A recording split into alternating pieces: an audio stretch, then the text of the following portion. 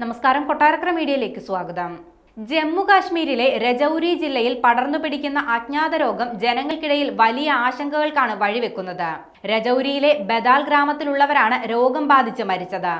കുറഞ്ഞത് 17 പേരെങ്കിലും ഇതുവരെ രോഗം ബാധിച്ച് മരിച്ചുവെന്നാണ് റിപ്പോർട്ടുകൾ. അജ്ഞാത രോഗം സംബന്ധിച്ച് വാർത്തകൾ പുറത്തു വന്നതോടെ അന്വേഷണത്തിന് പ്രത്യേക സംഘത്തെ കേന്ദ്ര ആഭ്യന്തരമന്ത്രി അമിത്ഷാ നേരിട്ട് ഇടപെട്ടാണ് നിയമിച്ചത്. ആരോഗ്യവകുപ്പിലെയും കൃഷിവകുപ്പിലെയും ജലവകുപ്പിലെയും ഉൾപ്പെടെ ഉദ്യോഗസ്ഥർ അന്വേഷണ സംഘത്തിലുണ്ട്. കഴിഞ്ഞ ഏതാനും ആഴ്ചകളായാണ് ഗ്രാമത്തിൽ അജ്ഞാത രോഗം ബാധിക്കുന്നവരുടെ എണ്ണം വർദ്ധിച്ചത്. മരണം വരെ സംഭവിക്കാവുന്ന രോഗബാധയ്ക്ക് കാരണം എന്തെങ്കിലും വൈറസോ ബാക്ടീരിയോ അല്ലെന്ന് നേരത്തെ തന്നെ അധികൃതർ സ്ഥിരീകരിച്ചിരുന്നു. അപകടകരമായ ഒരു വിഷവസ്തുവാണ് രോഗബാധയ്ക്ക് കാരണമായിരിക്കുന്നതെന്നാണ് പ്രാഥമിക പരിശോധനയിൽ വ്യക്തമായത്. കാഡ്മിയം ടോക്സിനാണ് ഈ വിഷവസ്തുവെന്നാണ് കേന്ദ്രമന്ത്രി ജിതേന്ദ്ര സിംഗ് മാധ്യമങ്ങളോട് വ്യക്തമാക്കിയത്.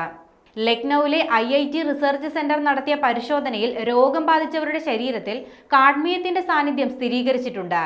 ഇത് എങ്ങനെ അവരുടെ ശരീരത്തിനുള്ളിൽ എത്തിയെന്നത് കണ്ടുപിടിക്കേണ്ടതാണ്.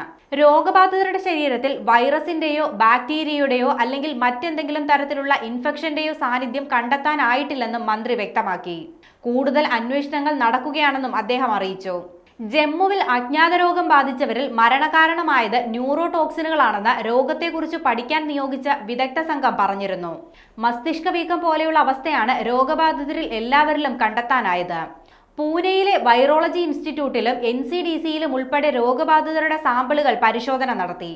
ഈ പരിശോധനകളിൽ വിഷാംശങ്ങളുടെ സാന്നിധ്യം കണ്ടെത്തിയെന്ന് അധികൃതർ വ്യക്തമാക്കിയിട്ടുണ്ട്. ഡിസംബർ മാസത്തിന്റെ തുടക്കത്തിലാണ് ജമ്മു കാശ്മീരിൽ അജ്ഞാത രോഗം പിടിമുറുക്കിയത്. ഇതുവരെ 17 പേരാണ് രോഗം ബാധിച്ച് മരിച്ചത്. ഇതിൽ 14 പേരും കുട്ടികളാണ്. 3 സഹോദരങ്ങൾ ഉൾപ്പെടെ 6 കൗമാരക്കാർ നിലവിൽ രജൌരിയിലെ സർക്കാർ മെഡിക്കൽ കോളേജിൽ ചികിത്സയിലുണ്ട്. 200-ലധികം പേരാണ് നിലവിൽ ക്വാറന്റൈനിലുള്ളത്. ബദാൽ ഗ്രാമം കണ്ടെയ്ൻമെന്റ് സോണായി പ്രഖ്യാപിക്കുകയും ചെയ്തിട്ടുണ്ട്. മരണകാരണം കണ്ടെത്താൻ സംസ്ഥാന ഭരണകൂടം ഊർജിത ശ്രമം നടത്തുകയാണെന്ന് കഴിഞ്ഞയാഴ്ച രജൌരിയിലെത്തിയ മുഖ്യമന്ത്രി ഒമർ അബ്ദുള്ള പറഞ്ഞു.